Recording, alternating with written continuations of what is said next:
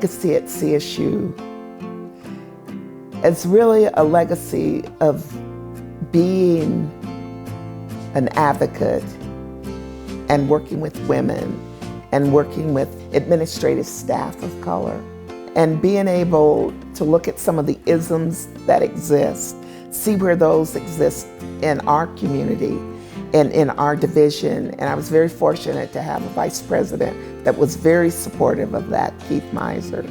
And so we were able to really work to make improvements, to get rid of some inequities that existed, and just move our division forward. Cheryl advanced student affairs at Colorado State University and elsewhere in a number of ways. Of course, what I'm most familiar with is her work at CSU, and I think one of those things would be the way that she was part of transforming the conception of student affairs from managing student issues to really being a full partner in the learning process. A second thing is that Cheryl was an early and very powerful voice for diversity on our campus and was so successful in articulating the ways that diversity, by all descriptions, every dimension of diversity, enriched the campus and enriched the ways that we were able to learn from each other and the ways that we interacted with one another. Cheryl was a pioneer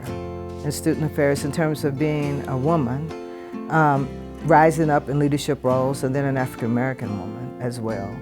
And I think that as she prepared for the profession, it wasn't what she originally went into in her degrees, as an undergrad, but I think she loved to work with students, the student development piece. She loved teaching.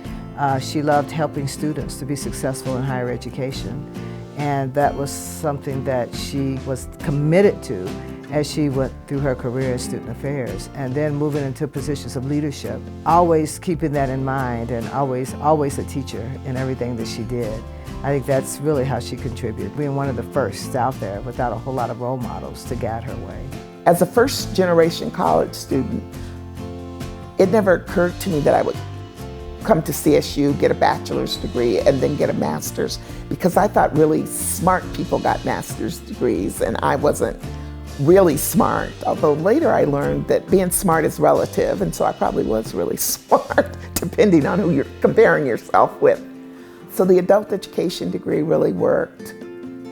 I got the degree in higher education administration, and then as I looked around at other roles that people had and thought about those roles, I realized that I needed to get a doctorate degree, and that's one of the reasons I continued my education. And by then I knew that it was just a matter of having a desire, that you didn't have to be this brilliant Einstein to get a PhD. Cheryl deserves to be in this legacy project because she has left a legacy.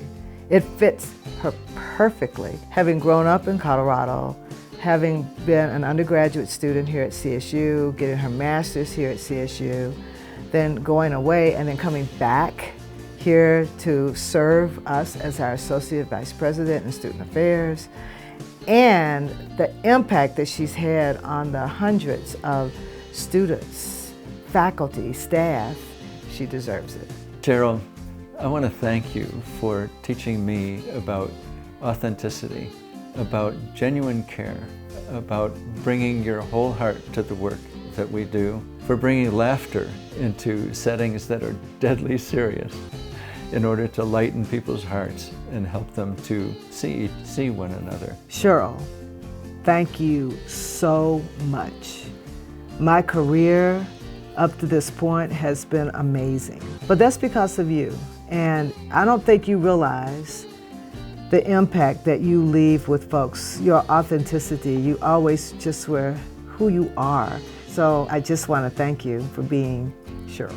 One of the things that I would like to say to alumni who were my friends from undergraduate and graduate school, that those of you that we are still in touch with and talking periodically, I want to say thank you. And even to those that are not, because much of who I am today is because of the experiences that we have shared. And I want to thank all of you.